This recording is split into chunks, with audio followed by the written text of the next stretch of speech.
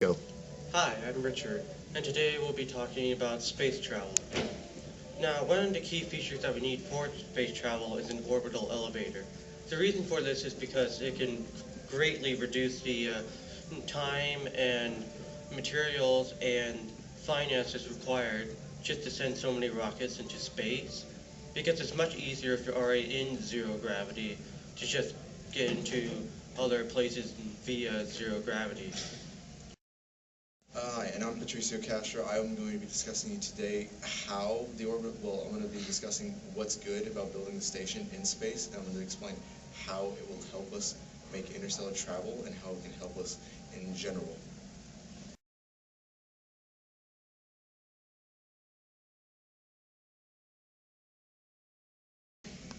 Alright, so one of the main issues of building an orbital elevator is that firstly we need to get the materials into space, which already costs money. Secondly, we have to have people building it from space. So not only do you have to be an astronaut or whatever, but it also is tedious because it's just building in space and keeping it somewhat grounded in space. So one way to possibly do it is to make it orbit around Earth while people work on it. You don't want them flying off into space or hitting people into the Earth, on the Earth itself, because that would be bad.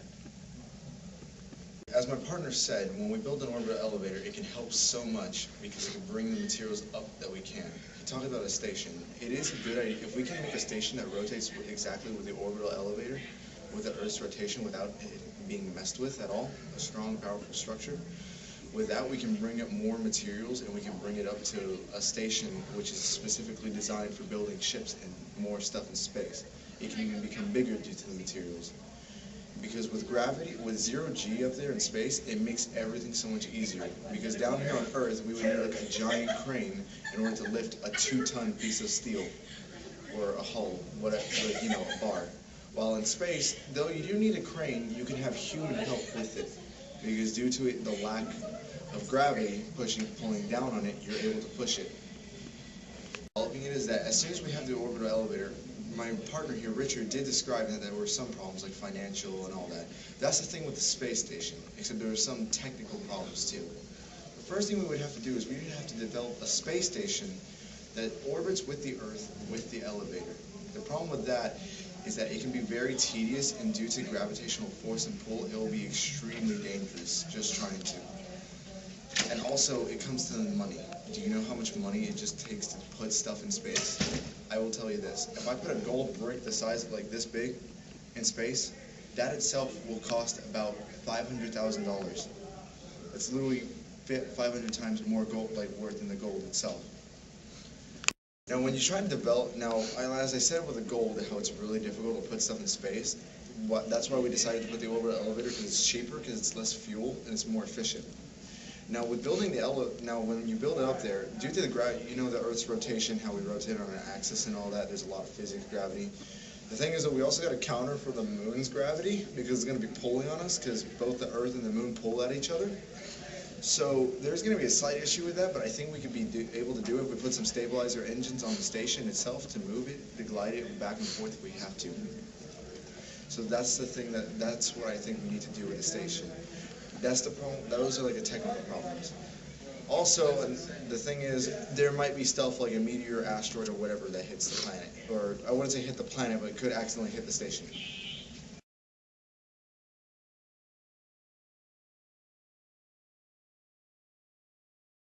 Doing this project is to better help out humanity, because one of the great things about space travel is that first off, you're subject to asteroids, and while they can crash into Earth, they have tons of materials that you can just mine out of them.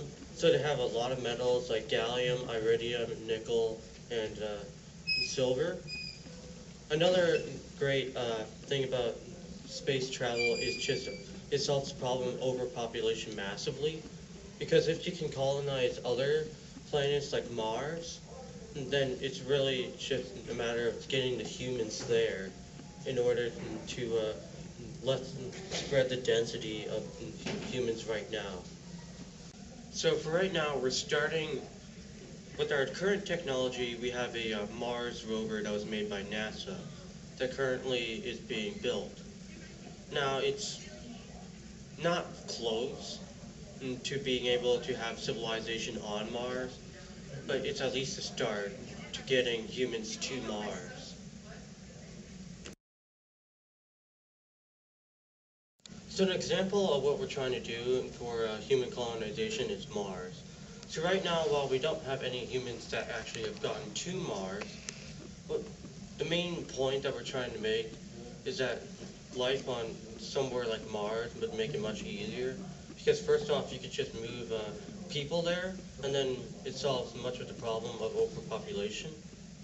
And secondly, then you have asteroid mining, because Mars is much closer to the asteroid belt between Mars and Jupiter than the Earth is.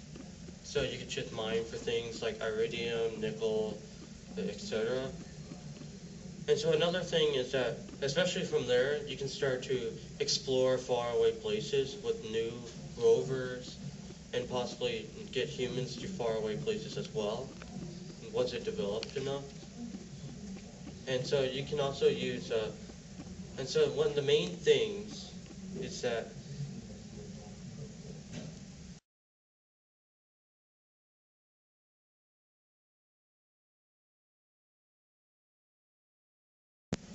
So now I'm going to be discussing the cons. As you can see, I'm wearing a military outfit. So the problem with the cons is that, to be honest, there are multiple problems. For example, since we're going into space, and say beyond Mars and beyond our solar system when we go out, there are multiple things that can happen. The first off thing that can happen is possibly going to war with another race, civilization. Yes, I'm saying aliens, because it's possible. There are a lot of things that can also happen. When we do that, we sometimes become imperialistic and we come up with different ideas. So I'm going to use Mars for this example. So say this is 300 years in the future. You were born on Mars. You're a child born on Mars, and you lived on Mars your entire life. You've never seen Earth.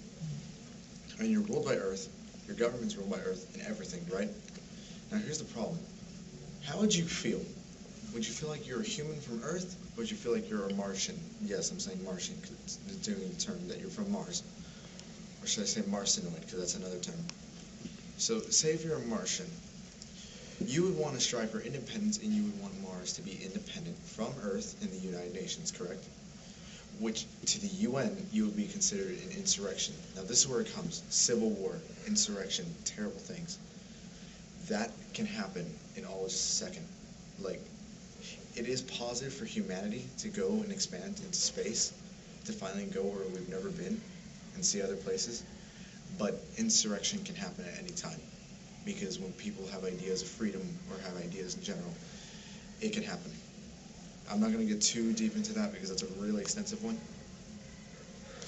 So another thing is, I would say disease, because we might accidentally discover, if we ever explore a planet, a disease that should not be touched, like something worse than the plague or, anything that we've ever seen. And with our own weapons comes our own nature of destruction, which leads back into insurrection and everything. Anything can happen.